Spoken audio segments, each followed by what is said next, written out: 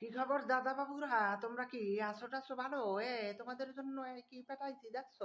তোমরা খালি ইলিশ ইলিশ করে কান্দাকারি করো। ইলিশ তো পাঠাইছি কত 2000 টন। এইবার একটু তোমাদের জন্য ওই যে আছে না, খালি তো ইলিশ খাইলে হবে না, তোমাদের একটু ওই যে পিঠা টিঠা খাইতে হইবে, তারপর তার একটু পোলাও টোলাও এর সাথে খাইতে হইবে। তোমাদের পূজাটা বুঝো না আইছে, এই জন্য সিঁড়ি গুঁড়া চাউল পাঠাইছি মাত্র 500 কেজি।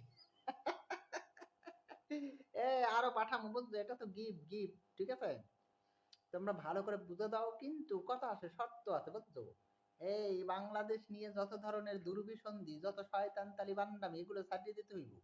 তোমাদের ওই নরেন্দ্র মোদী আছে না, ওই নরেন্দ্র মোদী তো 24 ঘন্টা বাংলাদেশের কিভাবে পুটকি মারা যায় সেইগুলো ধান্দায় থাকে। এজন্য বলছিলাম যে নরেন্দ্র মোদীকে ঠ্যাং ধরে নামাও, পানিতে একটু চুবাও চুবাও, ওটার মাথার মধ্যে অনেক ওই যে পায়খানা বুঝছো?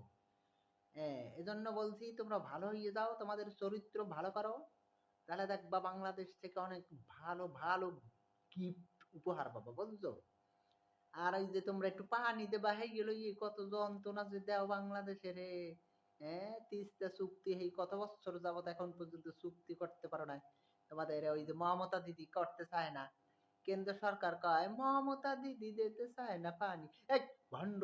এ কেন্দ্র সরকার যদি পানি দেয়, তাহলে কি ওই যে রাজ্য সরকার কি কখনো এটা আটকে রাখতে পারে? ভণ্ড নরেন্দ্র মোদী!